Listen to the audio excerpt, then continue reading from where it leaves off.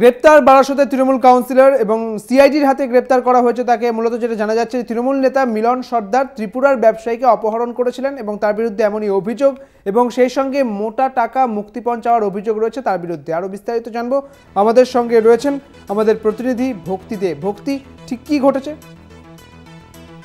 তোমায় প্রথমে বলি, মূলত ত্রিপুরার ব্যবসায়ী উত্তর 24 পরগনা খড়দায় এসে ব্যবসা করছিল এবং ত্রিপুরায় তিনি ব্যবসা করতেন। এবার বলা যেতে পারে খড়দায় যখন তিনি আসেন, তখন তাকে কিডন্যাপ করে মুক্তিপণ চায় এবং পরিবারের কাছে। সেই ঘটনায় প্রায় 9 জন ছিলেন, তার মধ্যে বারাসাত পৌরসভার 2 নম্বর ওয়ার্ডের কাউন্সিলর মিলন সর্দার, তিনিও ছিলেন। এবং তাকে কিডন্যাপ করে বারাসাতের এক জায়গায় আনা হয়, বাগান বাড়িতে প্রথমে।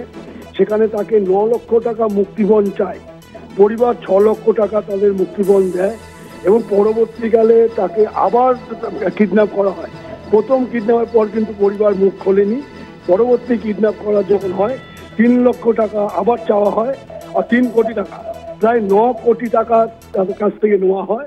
এবং বলা যেতে পারে এই টোটালটা কিন্তু বারাসাতে আবাসন এবং বাগান বাড়িতে হয়। পুলিশ অর্থাৎ সিআইডি এই ঘটনা তদন্ত নেমে প্রথমে 7 জনকে গ্রেপ্তার করে তাদের থেকে জিজ্ঞাসাবাদ করে এই মিলন সরকারের ইনভলভ তা জানতে পারে। এবং মিলন সরকার এই যে মাস্টার মাইন্ড, তাকে আনা রাখা এবং ভয় দেখানো, এবং যেটা জানা যাচ্ছে অস্ত্র দেখিয়ে তাদেরকে তুলে আনা হয়েছিল খড়দার থেকে। তারপর কিন্তু প্রায় 7 জনকে অ্যারেস্ট করার পর দীর্ঘদিন জেরা করে সিআইডি রিমান্ডে নেওয়ার পর এই মিলন সর্দারকে গতকাল রাতে তার বাড়ির থেকে গ্রেপ্তার করে সিআইডি এবং তাকে নিয়ে যাওয়া হয়েছে ভবানী ভবন। সেখানে তদন্ত চলছে।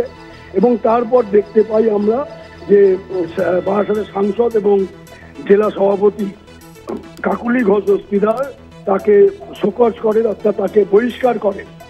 বহিষ্কারের পর এখনো পর্যন্ত বলা যেতে পারে আমরা সিআইডি সূত্রে জানতে পারছি এই গোটা ঘটনার মাস্টার মাইন্ড মিলন সর্দার, এবং তার ব্যবস্থাপনায় এই ব্যবসায়ীকে তুলে আনা হয়েছিল এবং তার থেকে মুক্তিপণ নেওয়া হয়েছিল।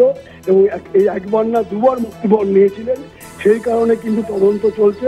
এখন দেখার বিষয় তার থেকে আর কিছু পায় সিআইডি, সেটা এখন দেখার বিষয়। বেশ, অনেক ধন্যবাদ ভক্তি, তোমাকে। আমাদের সঙ্গে ছিলেন আমাদের প্রতিনিধি ভক্তি দে।